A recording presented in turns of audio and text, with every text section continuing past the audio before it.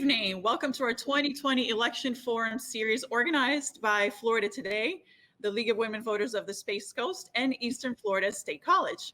Tonight, we're hosting our second forum of this election cycle. It features the candidates running for Brevard County Commission District 3. It covers southern Brevard, including parts of Palm Bay and Melbourne.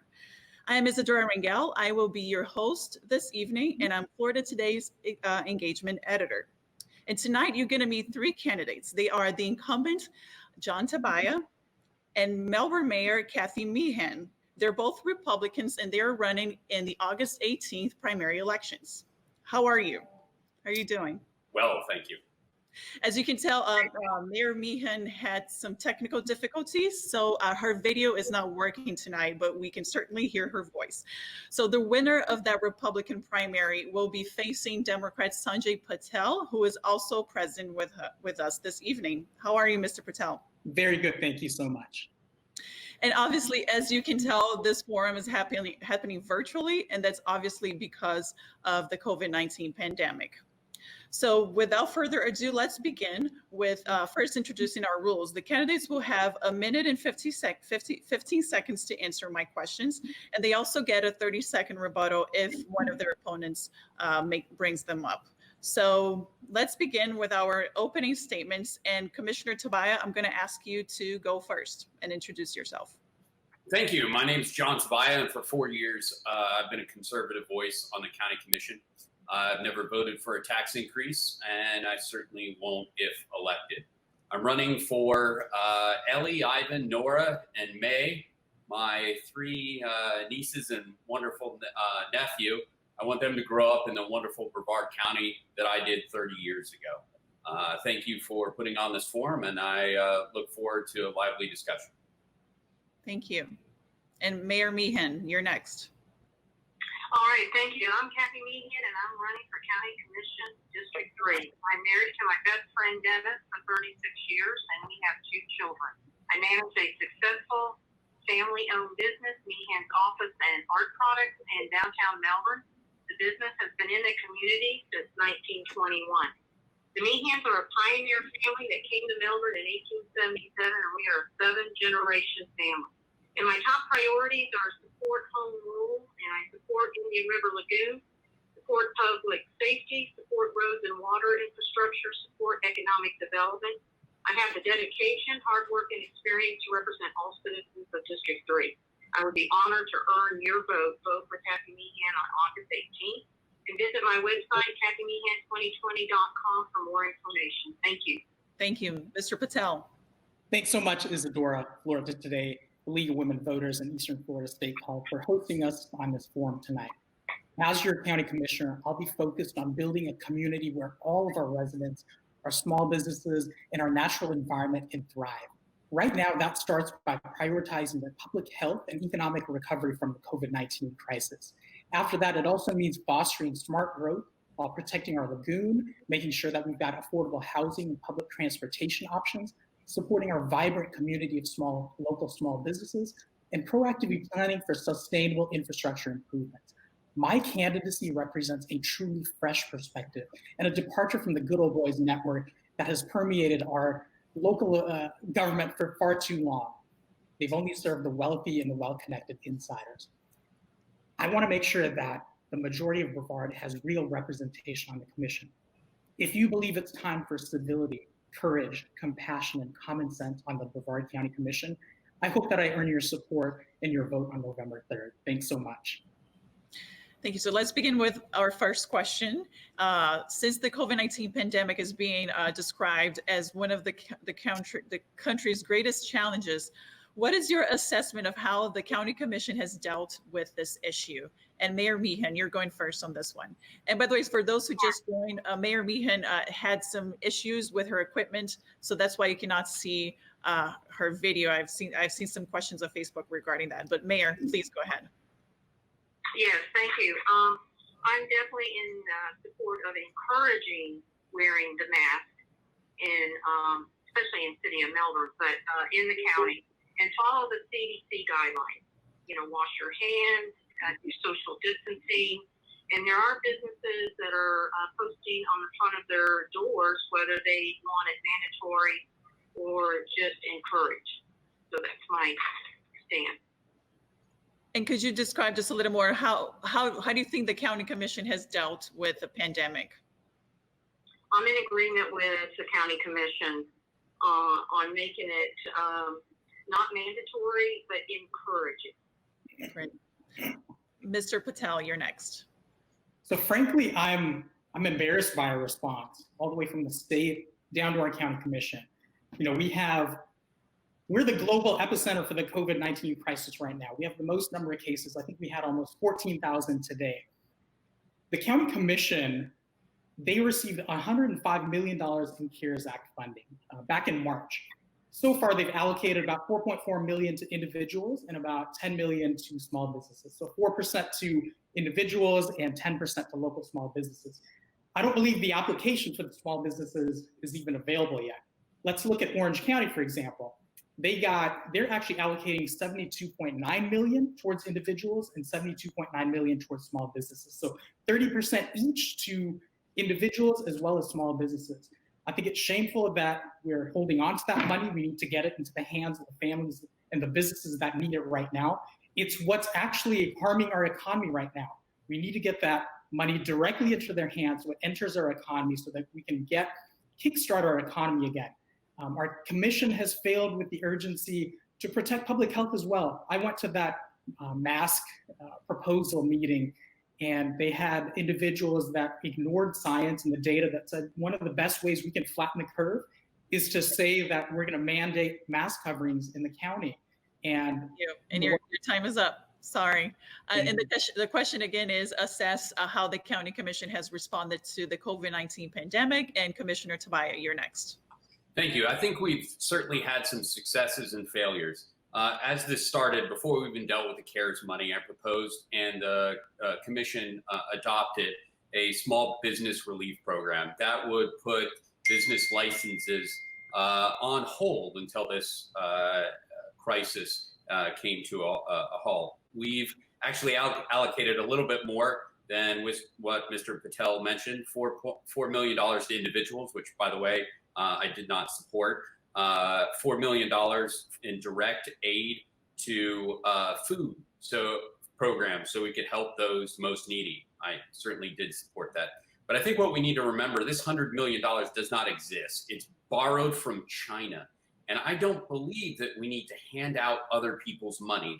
This is our grandkids' money, and we start throwing money at businesses and charities, many that have some dubious backgrounds, some that are even listed on the Southern Poverty Law Center's hate groups. So if we were to send this money to those type of organizations, as a majority of the county commission supported, I think it would be going in the wrong direction.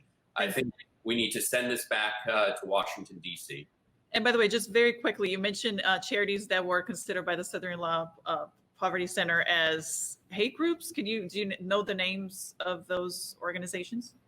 There's one based in Viera, Florida. What's the name of it? ACT. Okay. All right. So both of you brought up the CARES Act, but I want us to dig a little deeper into that. And I haven't heard Mayor Meehan's thoughts yet. So the question is, the county has allocated, as you said, more than $100 million it received from the CARES Act. And according to our reporting here at Florida Today, among those expenditures were $10 million for grants up to $10,000 apiece to small businesses, more than $4 million to grants for individuals who are financially hurt. And also there was money for food pantries, food banks, and other entities that get food for people who are hurt financially by the pandemic. How would you change how that money was spent if you would change it all? If you had the chance to do what you wish with that money, do you think, what changes would you make? And Mr. Patel, you're going first. So, as I said previously, we need to get that money into the hands of individuals and families. Over the past couple of months, I can't tell you how much I've been doing a lot of mutual aid work. What that means is trying to support folks in the community that are really struggling right now. I cannot tell you how many families are terrified about how they're going to put food on their table for their children or how they're going to pay for that next bill. And they need that direct aid. The application process is really cumbersome. I know one individual who, it was 70 pages. She had to go buy printer ink to get that, to print all the documentation she needed to apply for it. And she ended up getting denied anyways. As I mentioned, the small business application doesn't even exist yet. So we're holding on to this money. I just have a different philosophy than John. I believe that this money is here and will actually kickstart our economy. They're not going to just hold on to it. They will pay their bills. They're going to buy food. That money gets circulated into our economy and is what's necessary to jumpstart it. So I would love to see all 105 million actually allocated and put into the places that require it. And let's go from there. We may need more. Thank you. Commissioner Tobia, you're next. Thank you. It was predicted that we have a busy hurricane season coming forward, and that will require extra money to separate people under CDC guidelines. So we need to make sure that we retain some of these funds if there is a government emergency that we need to deal with. What some members of the county commission, and it seems like one of my opponents here, would like to take this money in a helicopter and drop it and get it in the economy. I don't think that's the right way to go. The Treasury has been very specific that if we use this in the wrong way, the county will be liable to reimburse the federal government for those millions of dollars. I certainly don't want to put future commissions on the hook for misspending those dollars. So I think the best thing that we can do is hold them, and should we not need them, return them to the federal government, because our job as government is to create a level playing field. It's not to keep businesses in business. It's not to give direct handouts of money to individuals. It's create a fair and equal and help those that are in most need. And I think we've done that. Thank you. Mayor Meehan. And again, the question is, do you agree with how the county has spent its share of the CARES Act, and if you would do anything differently with that money? Yeah, I'm in agreement with the distribution of the CARES Act, especially for residents in Brevard County. They are hurting. They need this money right now to pay for rent, electric, and so forth. If I had to do, I would like to increase the business money. That's $10 million. I like to see it being $20 million. And that has a ripple effect in our community because it helps our employees who need jobs right now, and they're hurting. So as far as I know, according to the president of the Melbourne Regional Chamber, he stated this morning that the details are still being worked out to the all four chambers to see how they can get going on this. So I think it's really important to do it now, expedite it. That's what I'm saying. Thank you. Thank you. And I think at least two of you brought up the economy and jobs. And I want to hear from you. What is a commissioner's role in creating jobs in an area? And more specifically, I want you to discuss how would you go about doing that and bringing more jobs to the area? Commissioner Tobia, you're going first. Thank you. The County Commission has contracted with the Economic Development Commission to the tune of about $1.4 million in order to incentivize businesses to come. That is an administrative fee. On top of that, we offer breaks on taxes. I think this is absolutely the wrong way to go. What government is doing is picking winners and losers, and government should not be in the place to pick winners and losers. It should be a market. What we should do is make sure our infrastructure is good. We should make sure our taxes are low and businesses can thrive in our economy. We certainly shouldn't be picking one business over another. We just handed $3 million to Walmart to build a distribution facility in Brevard County. Don't get me wrong. I certainly want a distribution center in Brevard County, but to take $3 million from money that could go to roads, that could go to public safety, to bring in Walmart that needs to be here more than we need them, I think is the wrong direction to go. So I want a level playing field. I want to stop these government handouts. Mayor, you're next. Yes, I definitely support the Economic Development Commission, and Glenn Weatherman is doing an excellent job in recruiting businesses in our community and just kind of especially in Brevard, Northrop Grumman, their expansion. There are a lot of companies that are coming to Brevard, and we have a great pool of employees, engineers here, and so I don't think we are picking winners and losers. We need more companies to come to Brevard. Thank you. Mr. Patel. I think the best way we can bring business to Brevard is by improving our quality of life.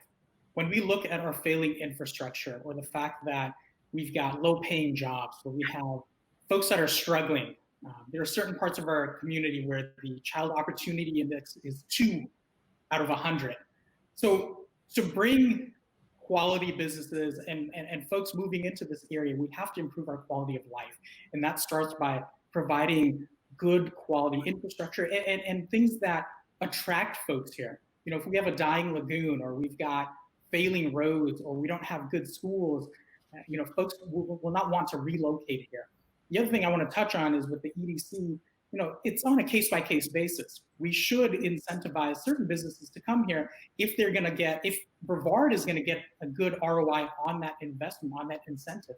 Are we going to see good paying jobs, not low-paying, low-skilled jobs in this area? Are we going to make sure that they have some skin in the game, where they're going to do some smart growth? They're going to provide some green space or additional infrastructure as part of their move to the county.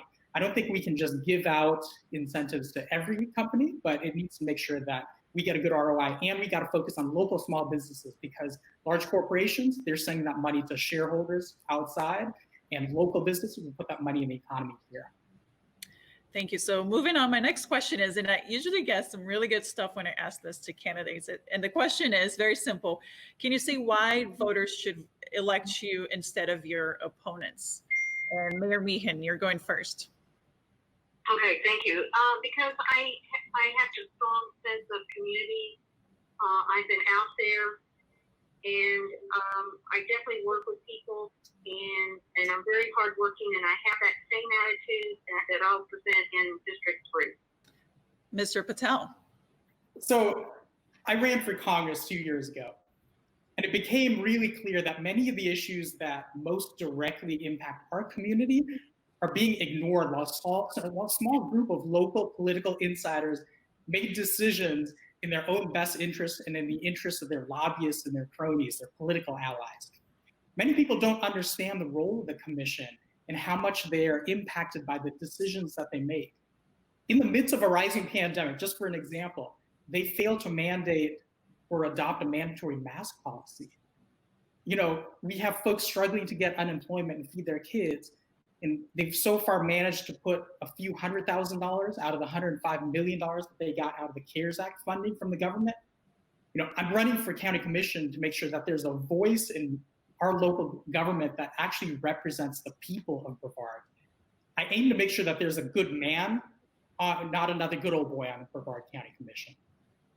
Thank you. And the question again is, can you say why voters should elect you instead of your opponents? And Commissioner Tobia, you're going next. Thanks. You know, this is a democracy, and all of us provide apparently very different philosophies. I'll tell you what my philosophy is, and if that matches you, I certainly would like your vote. I haven't voted for a tax increase. I know I've said this before. I'm going to continue saying that. You know that should you reelect me up there, that I will be the voice that says that tax increases, whether they come from certain constitutional officers or whether they come from other commissioners, the answer is going to be no. You need someone up there on the commission that is willing to look people in the face and tell them, no, we just don't have the resources to do that. We need to prioritize public safety. We need to prioritize infrastructure. And while a new park with a wonderful playground would be a great addition to Brevard County, it comes at the sacrifice of something else. And it's extremely difficult to get up there and say no. And unfortunately, some of my commissioners say yes because they're good people. Unfortunately, their conservative philosophy lacks a little. So if you want some conservative, I'm the guy. And if not, there's two other viable options up here. Thank you. And the next question is about compromise. And a lot of people say that politics is the art of compromise. I would like for you to give me specific examples in your political or professional career when you showed your ability to work with peers you disagreed with and reach a compromise? And again, the more specific you can get, the better. And Mr. Patel, you're going first. So my leadership style, the way I work with folks, is I can define it by solidarity. What I mean by that is I stand with the people. I listen to them. I make sure that I understand their needs and their concerns, and I take that input, and then I'm a fierce advocate for them.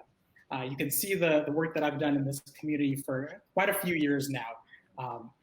When I work with folks that don't have the same political ideology as me, so I'm a Democrat, and there's a lot of Republicans. The commission actually has 5 Republicans that seem to want to out-Republican one another. A great example is the commission meeting prior, where Commissioner Lober proposed the mandatory mask mandate. After all of the insults that have been hurled against my wife by him, if I can state that he was right about it and that I was going to go to bat, and you can absolutely guarantee that I would have voted for it, you could tell that I'm going to serve the best interests of our community and of Brevard. It's not about politics, it's about doing the right thing, and I'm able to do that. Thank you. Commissioner Tobia on compromise. Thank you. Compromise is a little bit difficult on my end. I have trouble compromising principles, but I will give some examples where a number of the commissioners agreed with me, and we were able to pass some meaningful legislation with, if not unanimous, almost unanimous votes. We passed E-Verify in Brevard County. Now any business that has commerce with Brevard County must be E-Verify certified, and I'm very proud of that. We declared that Brevard County would not be a sanctuary county to people who were here illegally. We got rid of local preference in contracting, thus lowering the price that we pay for goods and services here in Brevard County. We were able to do away with the dreaded Palm Shores CRA, run by an individual who was more interested in punctuating her name than the good of the community. We were able to deal with solar permitting. My office took away the cost to put solar on your house. So we've had some meaningful compromise out of my office. Thank you. And a question for, again, for those who are just joining us is, can you give examples of when you were able to compromise with people you disagree with? And Mayor Meehan, you're going next. All right, thank you. A prime example is, of course, I support the CRA, the community redevelopment, and one of them is the Babcock Street CRA, and the county portion, which was the worst road, it's almost like rumble strip all the way down. I met with Commissioner Kurt Smith and his staff, and along with my city manager, and we sat down in the meeting, and what are we going to do to work together to get this road constructed? And sure enough, we did. We put in, City of Melbourne, $1.3 million. The county put in $500,000, and we were able to pave that road. But it took us to work together, and that's what it's all about. And that's what my philosophy is. Let's get it done, and we did. Thank you. And I think the topic of ideology was brought up. I would like for you to describe your political ideology, but also say how much your ideology should guide a county commissioner's decision. Is there times where ideologies should be left aside in order to do what you believe is best for the county? And Commissioner Tobia, you're going first. Thank you. I'd have to say that I'm a Barry Goldwater conservative. The conservative philosophy guides every decision I make. Citizens have other things instead of just sit around and watch every county commission meeting. So they put a trust in their elected officials. And it's disappointing, or certainly was disappointing, when I was not an elected official, to watch the people that I entrusted to go back and forth. And so I offer consistency. And that happens to be extremely conservative.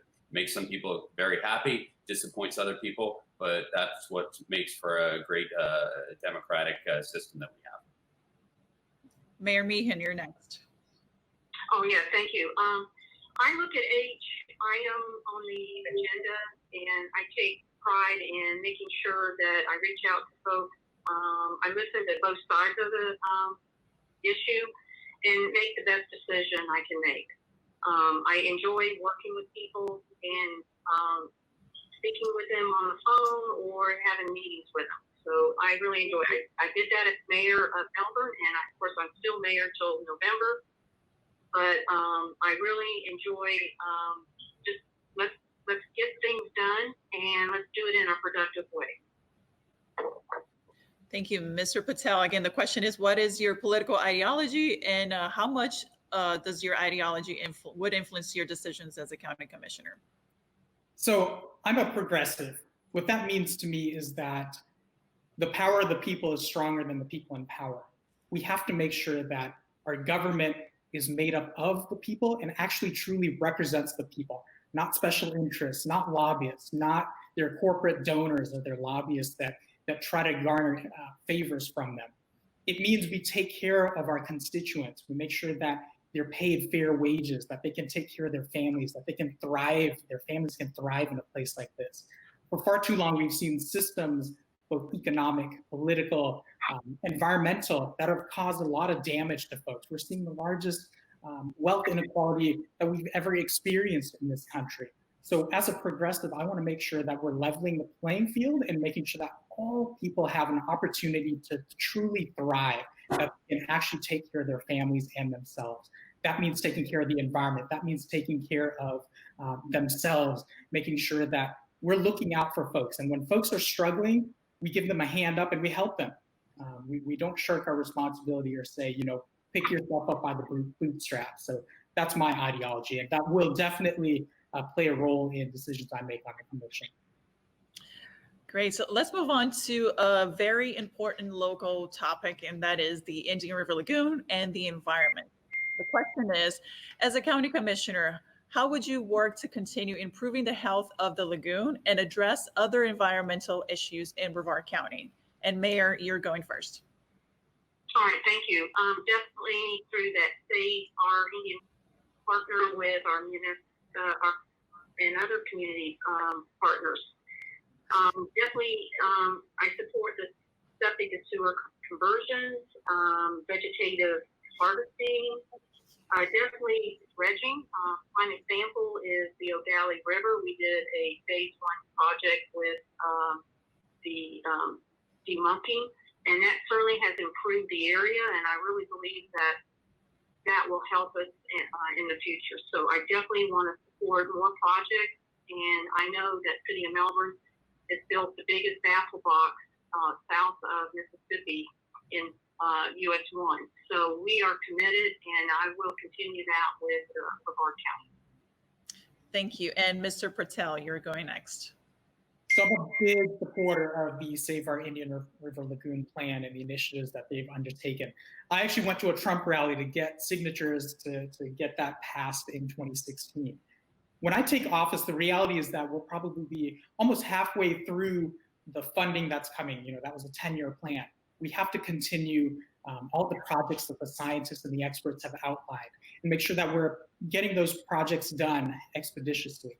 So septic to sewer conversion, making sure that we've got baffle boxes, growing seagrass, oyster beds. There's a number of initiatives there. What we really need to talk about in addition to that is resiliency, right? We're facing climate change, sea level rise. What does that look like for Brevard 20 years from now? Some models have up to 2 feet in sea level rise coming here by 2040. That's only 20 years from now. So we really need to take action now to address this.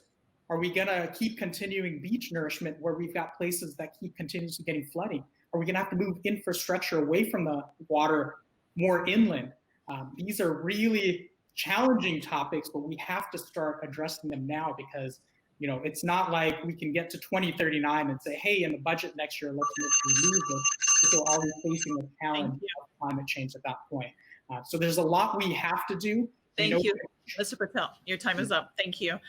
Commissioner Tobia, again, the question is about the lagoon and what have you done as a commissioner and what do you plan to do to address the issues that we're faced with?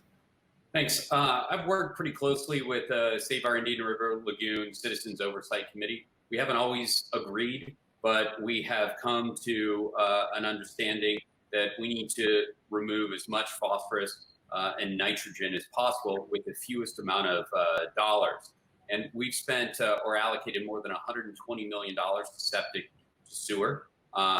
We have gone above that and put a moratorium on biosolids. People that put human waste, which on the ground to increase plant growth. We've stopped any further continuation of that. But we've taken steps that will help the environment and help the lagoon. My office came with legislation that not only created tiny homes, but regulated to make sure that they were built in a fair way that would be sustainable when it came to our hurricane-prone areas. So this is a larger issue than just the lagoon. It's the environment, and our office created the WISER, which is the Work Group for Innovative Solar Energy Resources.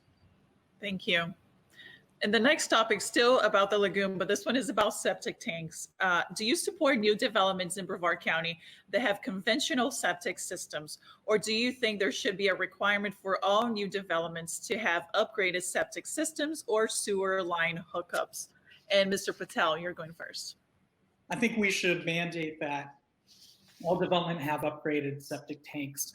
We know that, especially the development that is nearby any body of water, we're seeing the effects of that, the nutrients that keep getting leached into the waterways. I think we need to take a stand and say, look, we know that septic tanks leak into the ground. They get to our groundwater. We don't really have a full understanding. Once we get more inland, there's some challenges there where some of those nutrients can find their ways into waterways. I think that we need to have the courage to say, look, if we're going to have new development, we're going to mandate that we have upgraded septic tanks just across the board. And we should make sure that developers are footing the bill, not just with like septic tanks, but the impact of their development. You know, when they put in new construction, that has an impact on our environment, that impacts the lagoon, that impacts our water flows and puts added strain on our infrastructure. So when developers come into the area, we have to make sure that they're paying for their fair share of the impact on our development, on our community. Commissioner Tobia.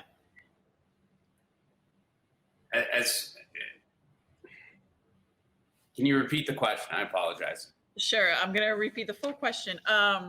Do you support new developments in Brevard County that have conventional septic systems, or do you think there should be a requirement for all new developments to have upgraded septic systems or sewer line hookups?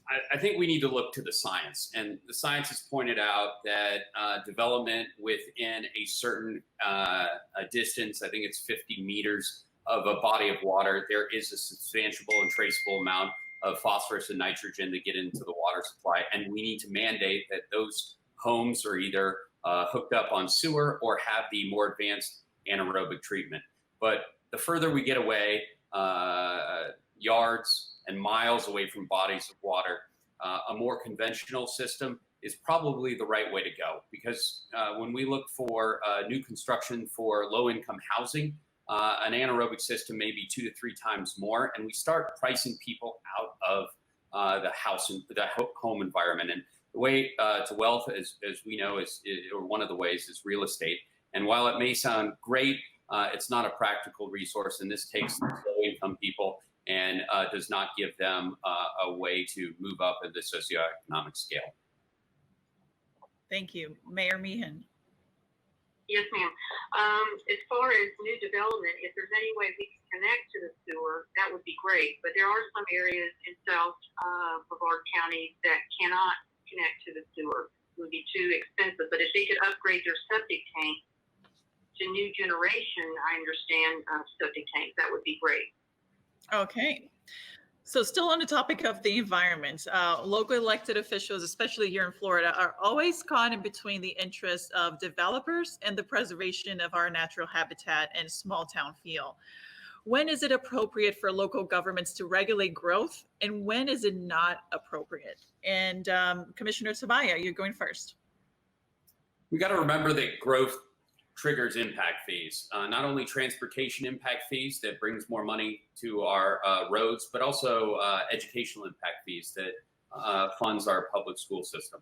So we need to make sure that this growth is smart, and this is why we have comprehensive plans that puts in place where individuals can build and how much must be kept as wetlands and what are not developable.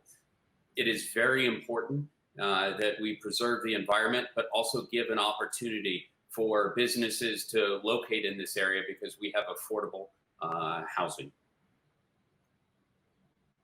Thank you. Mayor Meehan.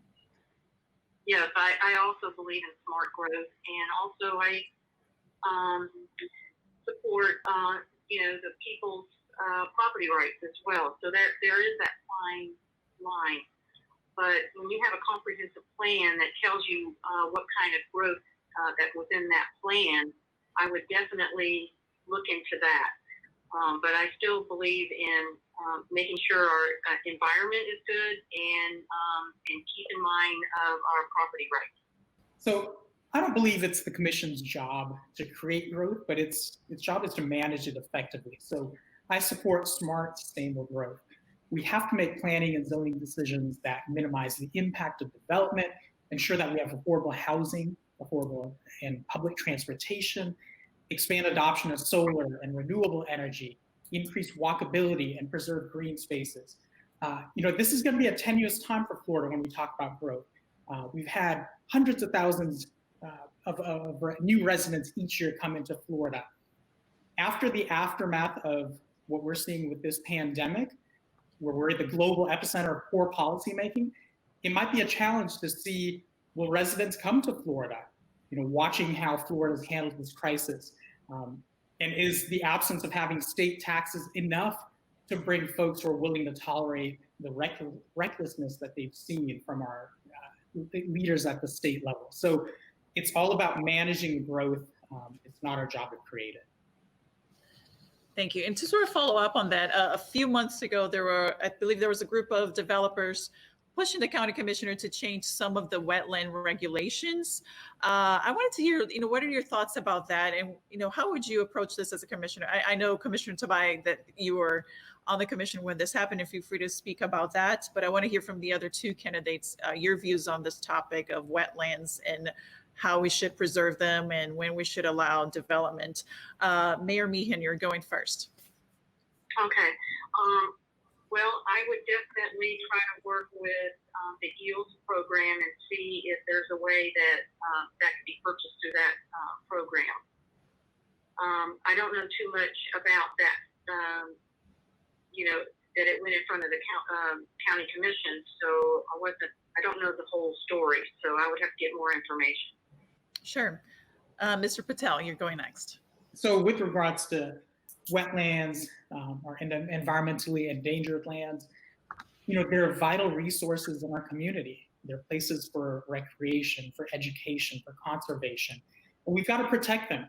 I can't tell you how many times I've been to the Enchanted Forest or to Turkey Creek. These are places that we have to preserve in our community. As we're looking at the impacts of climate change and as folks start to move more inland, where our coastal community gets more inundated, we'll have less land as well. So we're going to see population density where growth occurs as well. So we need to make sure that we preserve wild Florida, that these green spaces are still here, not just for us, but for future generations to enjoy as well. And so in terms of development, it would have to be a significant return on investment to the county for me to even consider that. That the citizens here tax themselves to procure that environmentally endangered land. So I believe in the will of the people, and let's make sure we protect the EELS program. Commissioner Tobia. Thank you. As far as wetlands go, there's no real definition of wetlands. You may buy a 20-acre piece of property and have 3 acres of that 20 acres be deemed wetland. You could go develop it 5 years later, and all of a sudden 8 acres is wetland. And it may not be just in one section. It may be randomly spread over. So this is why we're looking at consolidating that on a piece of property as well as it's called land banking. So what you do is you may impact part of that wetland. If you impact a tenth of a credit or a full credit, then you can buy wetland space somewhere else. This would give someone the ability to build on their property, because I think private property rights are extremely important and something that we need to look out for as a county commission. Thank you. So now let's move on to the topic of taxes.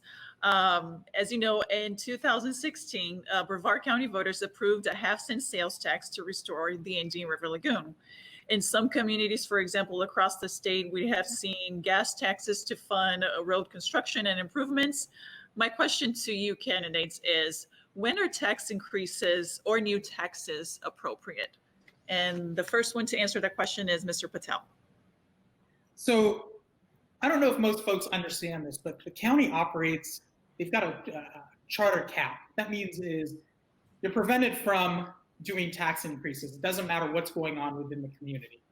On top of that, we have a pandemic going on right now that is going to substantially hinder how much revenue that the commission gets.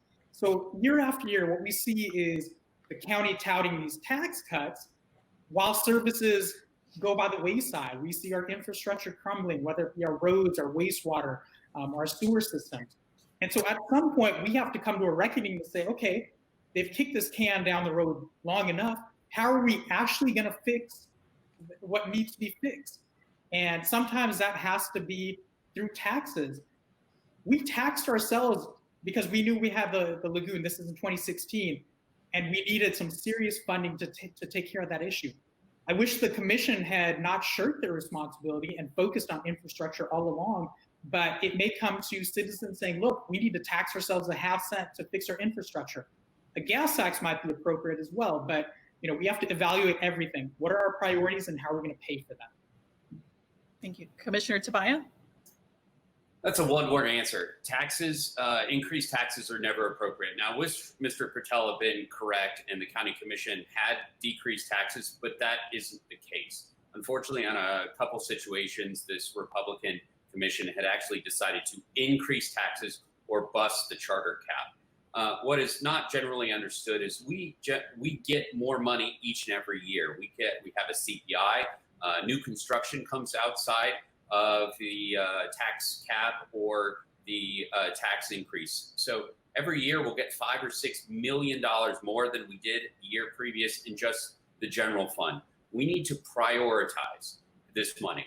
And when we hand out money to things like dinosaur museums and period correct lighthouse furniture to the tune of $500,000 and offer $5 million in AstroTurf, we're not prioritizing public safety. We're not prioritizing infrastructure.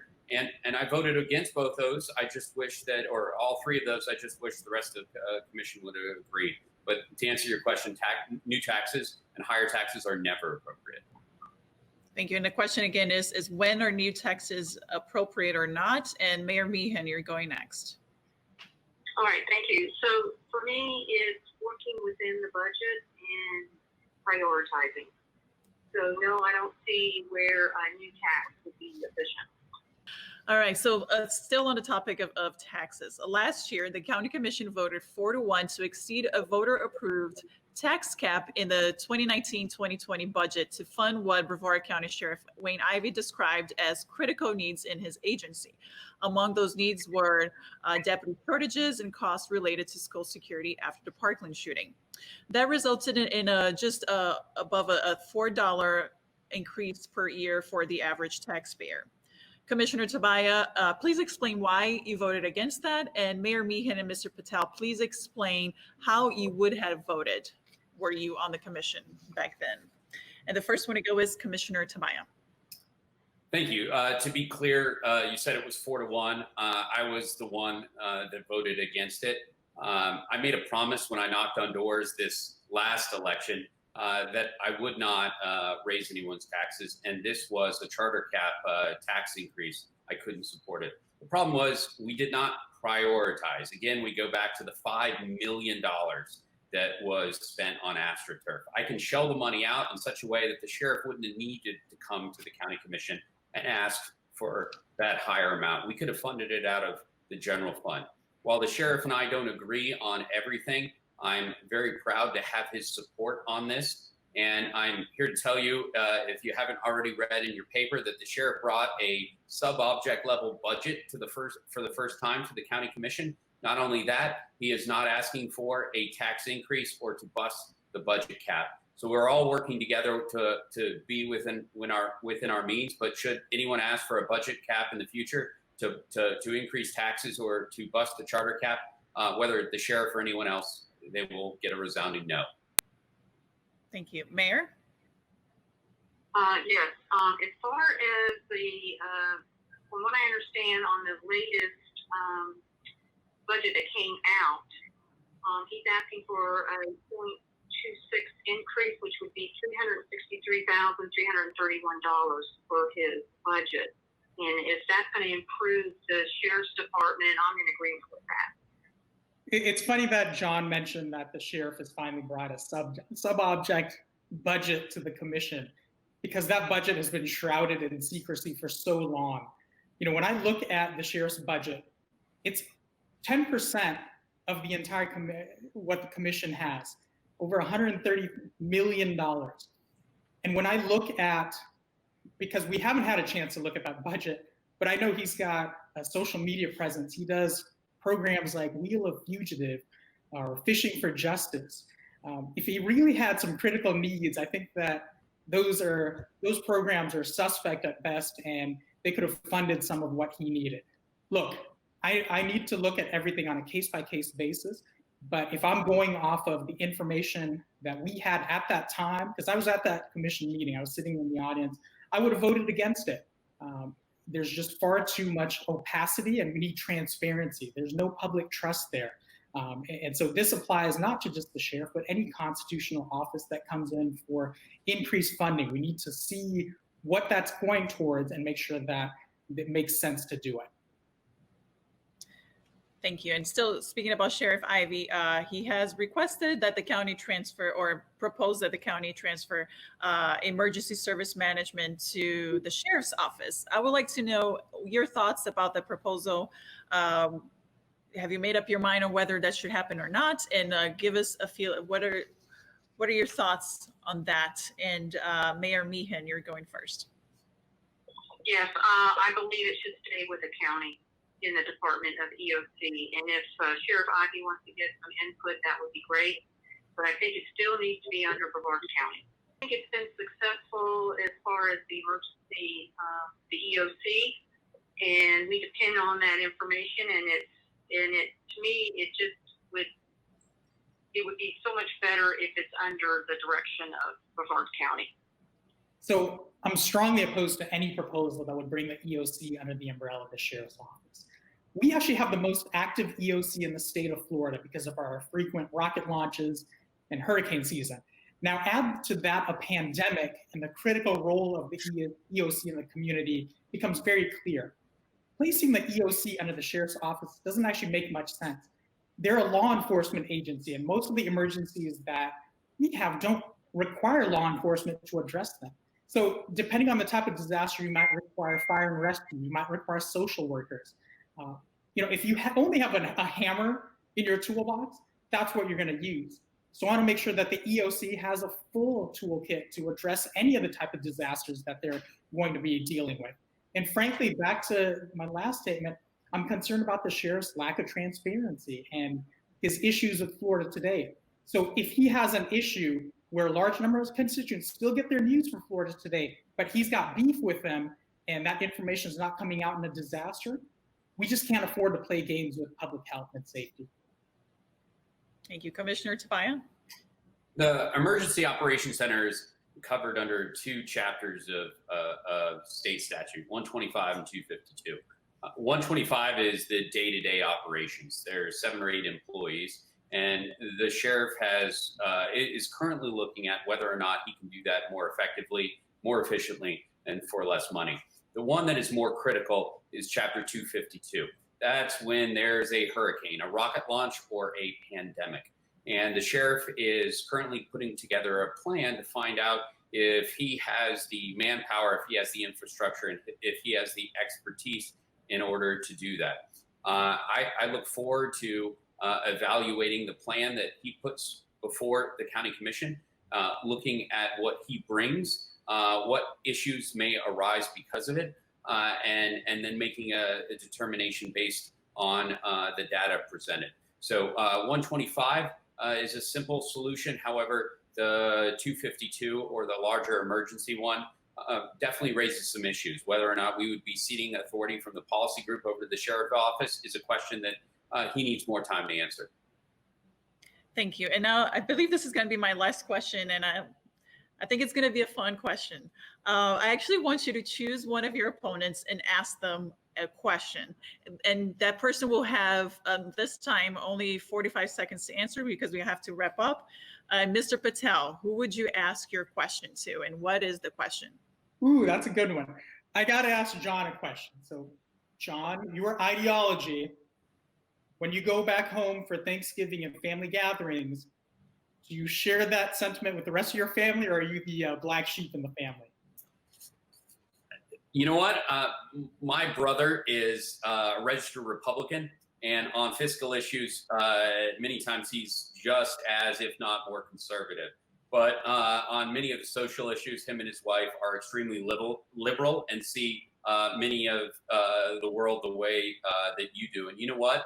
It doesn't matter. We have a great time. He's got some wonderful kids and a super wife, and we get along extremely, extremely well. I'm probably a black sheep for other reasons, but my political philosophy isn't one of them.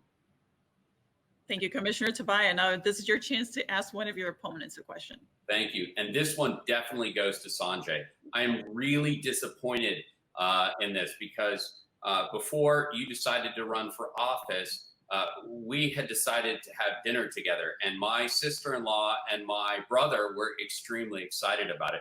So I'm going to ask you during this campaign, no matter how it turns out, my sister-in-law, Colleen, keeps on asking me, can we do it? And if so, what restaurant works for you?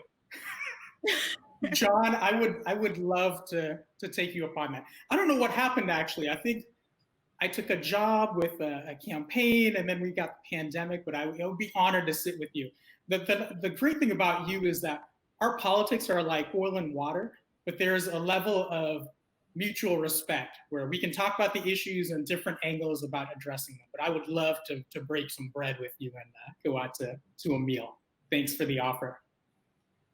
I think this is my best question so far. Mayor Meehan, who do you choose to ask the question to, and what is your question?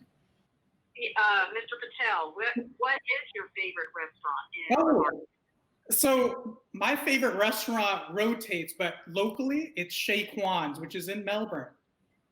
It's a local small business, some of the best Thai food in the area, and I love them, and they're great. They're family. So if you haven't tried them, John, happy you got to go try them.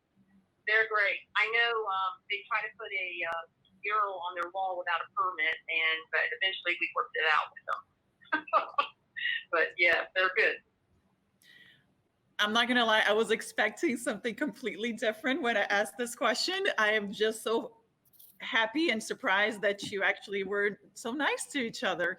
This is great. But now it's time to move on to our closing statements. And this time I'm going to ask you to stick to 1 minute so we can wrap up and make sure everybody gets home. I mean, you're obviously already home. But Commissioner Tobia, you have 1 minute to give us your closing statement. Sure. I want to thank the Florida Today. I don't think I've ever said this, the League of Women Voters, and certainly my two opponents in this. This has generally been an extremely positive campaign, and no matter what the outcome is, I hope that we can stay together because we all offer different perspectives that maybe can solve the myriad of issues that are out there that affect the citizens of Brevard County.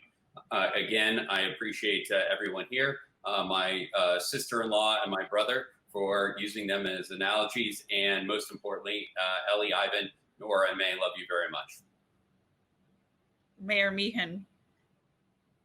Thank you. I want to first of all thank my husband, who's been very supportive, and also my little dog Sally Sue and Miss Kitty. being home a lot. And I want to say thank you to everyone that's on the panel. That was good. We're all very respectful. We all want what's best in Brevard County. So, and for those, I need your support and vote on August 18th. Thank you. Mr. Patel. Thanks, Isadora, Florida Today, the League of Women Voters, and Eastern Florida State College for hosting this forum tonight. Our county is only ever going to meet its potential with an active and informed electorate. So thank you for your part in making that happen. I also want to thank my two opponents who've been in office for a long, long time. My candidacy represents real change. I think we need to have that going forward for this county. It's time to restore balance to a commission that has for far too long put politics in front of what really works for the people. If you believe that the commission needs someone that's going to bring stability, common sense, courage, and decency, I hope to earn your vote on November 3rd. And check me out at votesanjaypatel.com. Thanks so much. Thank you all, the candidates, for being with us tonight. I appreciate you taking the time to do this. Again, we apologize for Mayor Meehan had some technical issues with her camera. That's why you couldn't see her, but we're happy that she was still able to join us and we were able to hear her voice very clearly. I want to remind the voters that the primary election is on August 18th, and Mayor Meehan and Commissioner Tobia will be on the Republican ballot. The winner will face Democrat Sanjay Patel. Again, thank you for joining us and make sure you vote on August 18th.